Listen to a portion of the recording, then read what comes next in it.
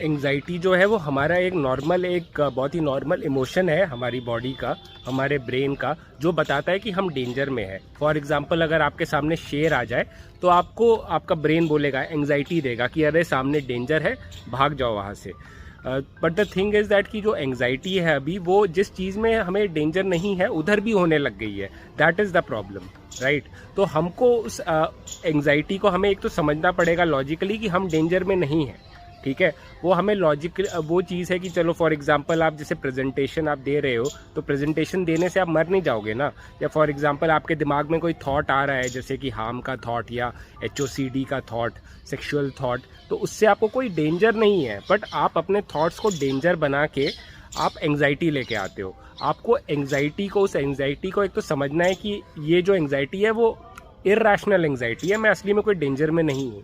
अगर आप असली में डेंजर में हो, फॉर एग्जांपल आपके सामने ट्रेन आ रही है, या आप एक्सीडेंट होने वाला है, या सामने शेर आ रहा है, तब एंग्शियस होना लॉजिकल है। But the thing is that कि विदाउट लॉजिक आपको एंग्जाइटी हो रही है OCD में, राइट। वो थॉट्स आपको कर रहे हैं, तो थॉट्स की वजह से एंग्जाइटी हो रही है, और एंग्जाइटी को रोकने के लिए आप कंपल्शन कर रहे हो। तो मेन प्रॉब्लम एंग्जाइटी है।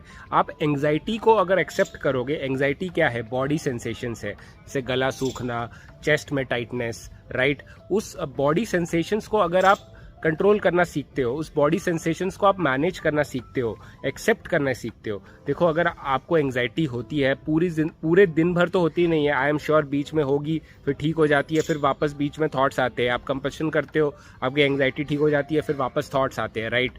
तो एंग्जाइटी हमेशा नहीं रहेगी। अभी आप एंग्जाइटी को कंट्रोल करने के लिए कंपल्शन कर रहे हो, और मैं कह रहा हूँ कि आप एंग्जाइटी को कंट्रोल कर सकते हो, उसे एक्सेप्ट करके, बॉडी सेंसेशंस को एक्सेप्ट करके, उन जैसे वो जो बॉडी सेंसेशंस आ रही है उसको एक्सेप्ट करो। अपना जो फोकस है वो अपने थॉट्स पे मत लेके जाओ। हम क्या करते हैं, जब एंग्जाइटी होती है तो एंग्शियस थॉट्स आते हैं हमें, जैसे कि मेरे साथ ये हो जाएगा, मेरे साथ वो हो जाएगा, या जो हमारे इंट्रूसिव थॉट्स होते हैं हार्म के या उसके, तो वो सब हमारे दिमाग में चल रहे होते हैं। बेसिकली OCD में हम अपने इंट्रूसिव थॉट से इलॉजिकली डरने लगते हैं, राइट। तो वो जो इलॉजिकल जो डर है, जो एंग्जाइटी है, एंग्जाइटी की जब मैं बात कर रहा हूँ तो मैं वो बॉडी सेंसेशंस उधर बात कर रहा हूँ। देखो एक होती है फीलिंग, फिर फीलिंग बेसिकली आ कहाँ से रही है, वो बॉडी सेंसेशन से आ रही है। तो हमें जो एंग्जाइटी की जो बॉडी सेंसेशंस है उसको एक्सेप्ट करना सीखना होगा। मैंने पहले भी बोला है कि जो इमोशंस है, फीलिंग्स है, वो हमारे ब्रेन का एक तरीका है हमसे बात करने का, हमें बताने का, सिग्नल देने का कि ये डेंजर है, या ये तुम्हारे साथ गलत हो रहा है तो तुम एंग्री हो, अरे ये तुम्हारे साथ तो गलत हो गया तो तुम सैड हो जाओ। सैडनेस का भी कोई फायदा है। सैड हम क्यों होते हैं, सैड हमें बताता है कि ये चीज़ हमें चाहिए पर हमें नहीं मिली, तो हमको और मेहनत करनी चाहिए। पर लोग क्या करते हैं, सैड होकर सब कुछ ही छोड़ देते हैं। बट सैडनेस है हमारी बॉडी का, ठीक है, हमने कुछ चीज़ ट्राई करी पर हमें नहीं मिली, तो हमको कुछ और तरीके से उसे ट्राई करना चाहिए। गिल्ट भी हमें वही बताता है कि ठीक है, we could not achieve that, तो वो हमें कुछ और तरीके से करना चाहिए।